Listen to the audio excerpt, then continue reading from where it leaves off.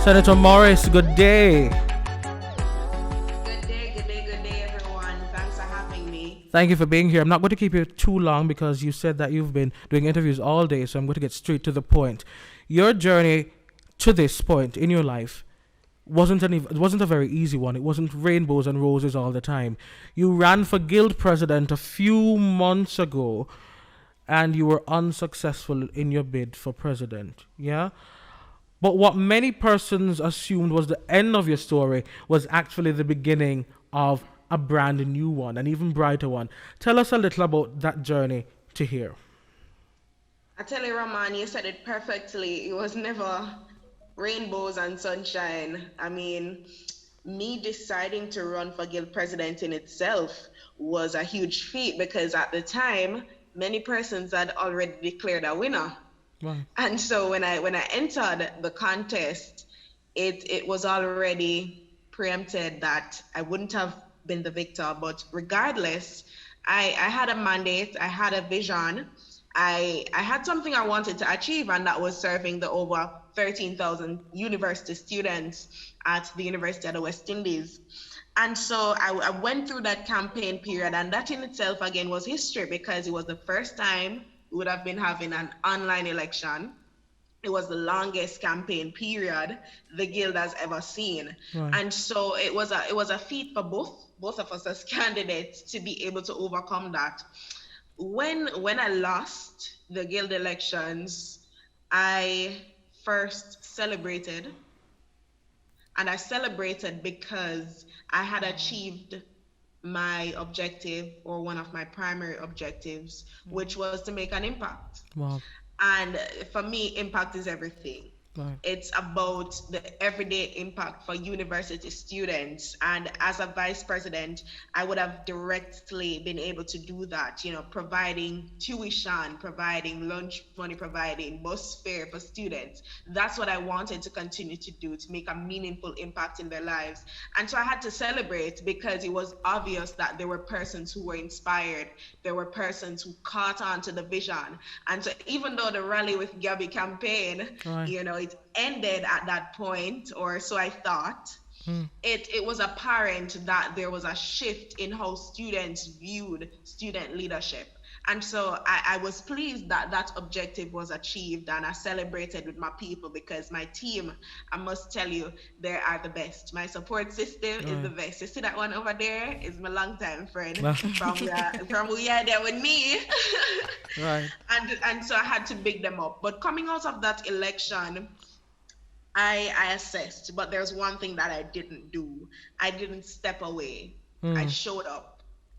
And I showed up in a way where I was still committed to the development of students on the campus. And so I took up a role as resident advisor on Irving Hall. And I have some wonderful first years. Them some must shout them out everywhere I go. So I have some wonderful first years who I work with. And for me, that signal that I was committed regardless of the position. Right.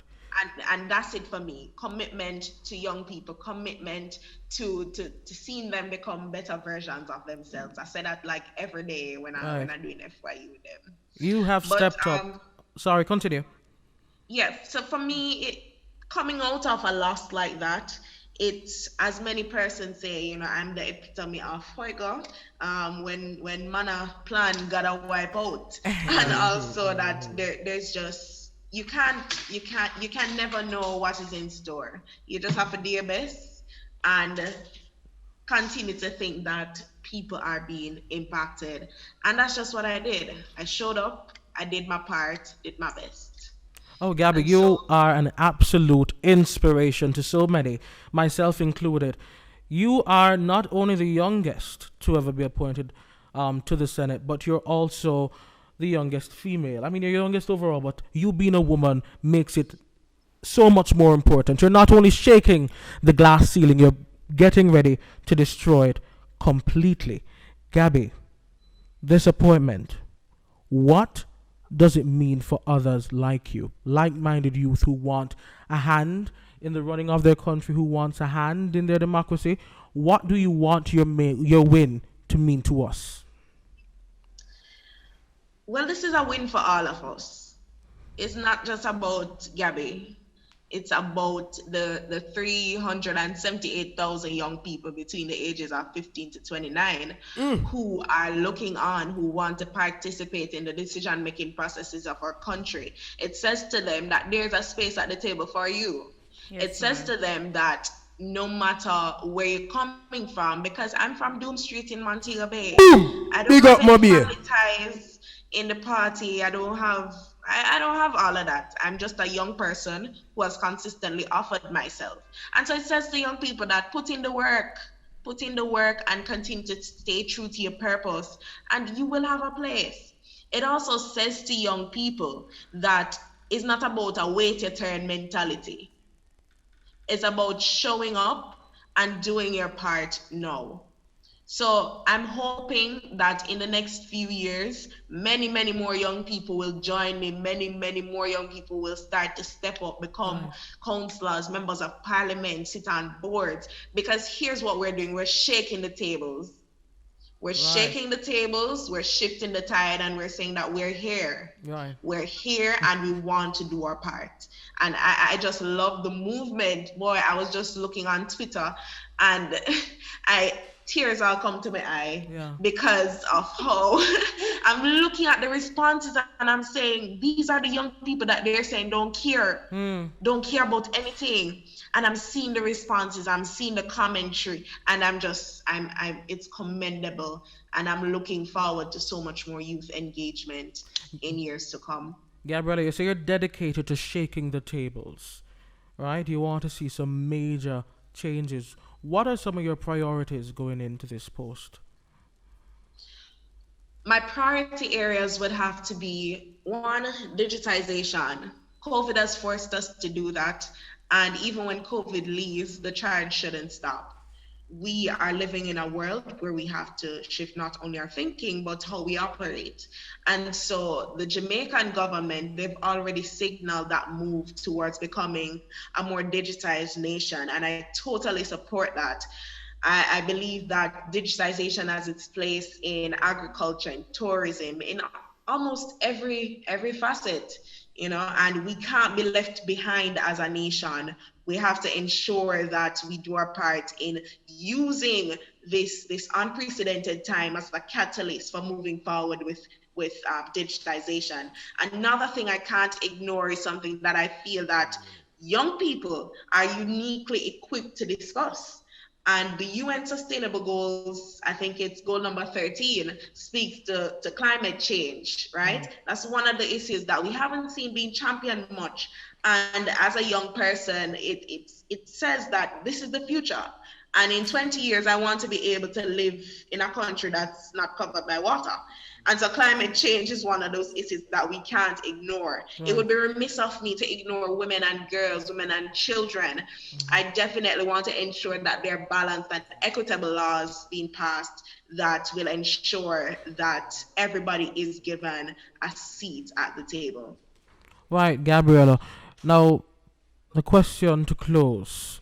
Well, not a question, it's a request.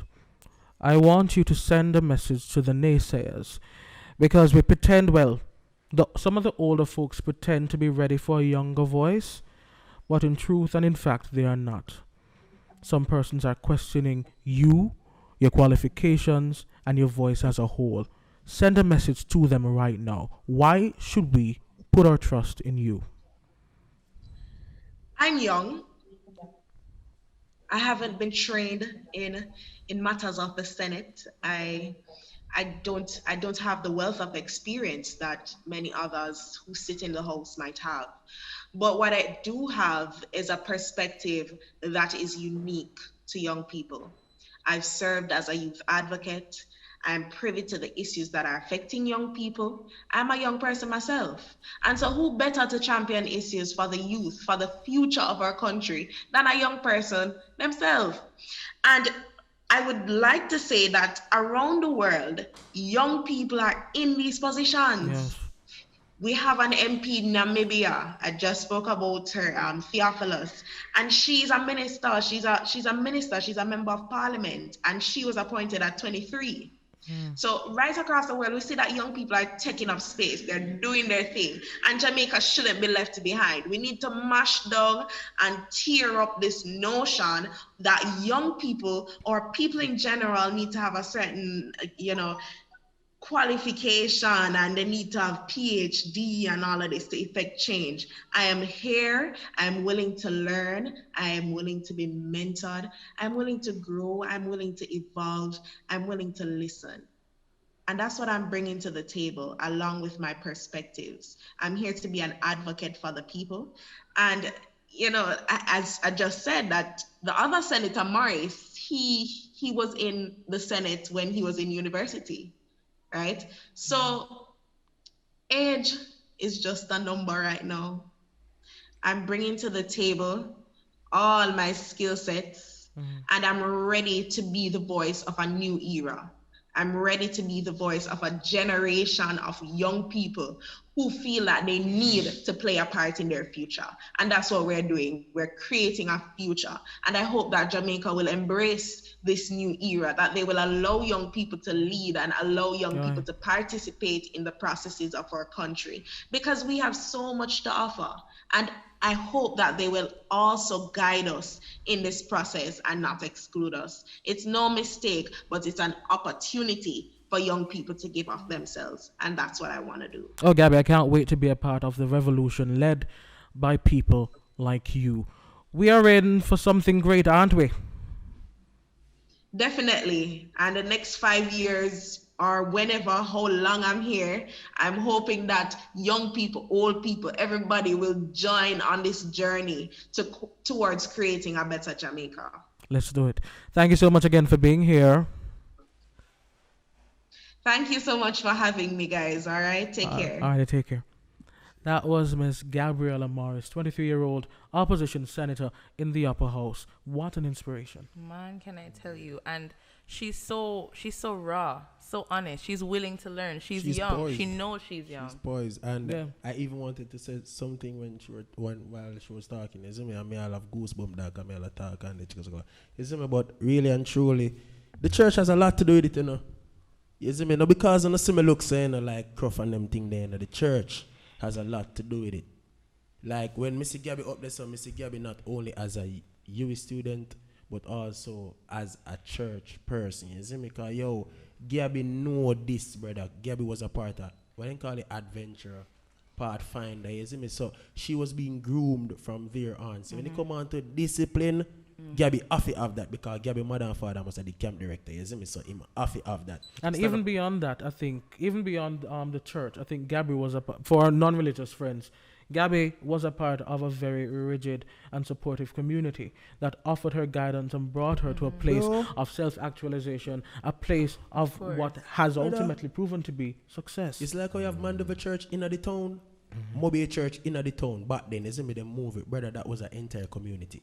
The people them not go home till all after 10 at night to 11, bro. And the people them did they run up and down in the churchyard. So that helped her. You see me? Like, them always say it takes a village to raise a child. She had 23. She had 23, you see me? Some of the things that I took away from the interview that have stuck with me is her emphasis on matters of climate change, on women and children, and on digitization. Yes. Jamaica, like I've said on previous shows, is a developing nation.